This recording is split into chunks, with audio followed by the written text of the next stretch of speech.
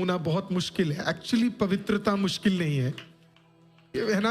आप इतना इतना डिफिकल्ट चीज नहीं है पवित्र होना। अगर आप किसी के साथ संगति में रहेंगे तो आप ना चाहकर भी उनके लिए वही करेंगे जो उनको पसंद है, राइट?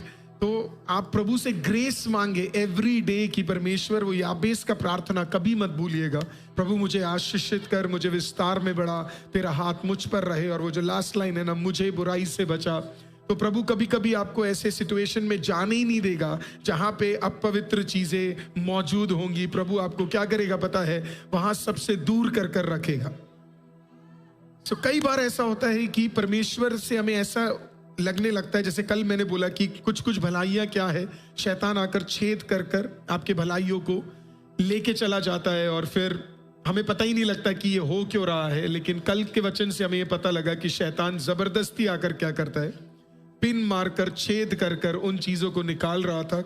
मुझे विश्वास है कल की प्रार्थना के द्वारा वो सारी चीजों को परमेश्वर ने फिक्स कर दिया है, और जो भी हमारा जा रहा था परमेश्वर उसे वापस दुगना करके, या जो खोए हुए साल है सब रिटर्न करने जा रहा है।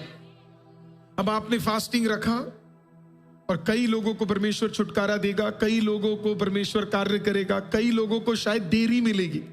जब देरी मिलेगी तो आपका मन व्याकुल नहीं होना चाहिए कि आखिरकार परमेश्वर जवाब क्यों नहीं दे रहा है। और इसी के लिए मैंने यशाया 59 उठाया। वहां पे प्रभु का वचन कहता है, मेरा परमेश्वर कहता है, मेरा हाथ छोटा नहीं हो गया कि मैं तेरे लिए क्या करूं, काम कर सकूं। लिखा है, सुनो यहोवा का हाथ ऐसा छोटा नहीं हो गया कि वो उद्धार ना कर सके, राइट? अब प्रभु एक मिसअंडरस्टैंडिंग को क्लियर कर रहा है।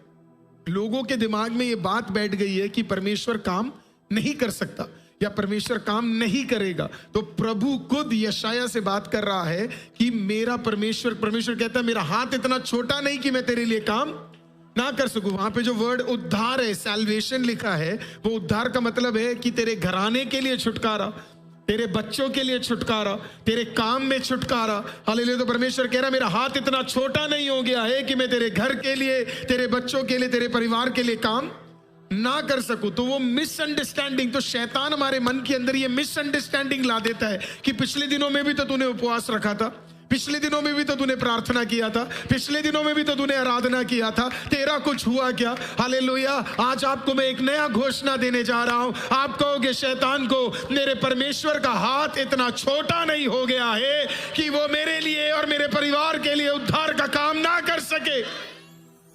हालेलुया। सो आप अपने माइंड को, आप अपने परिस्थिति को, आप अपने सिचुएशन को, आप अपने कार्यों को देखकर कह रहे हो,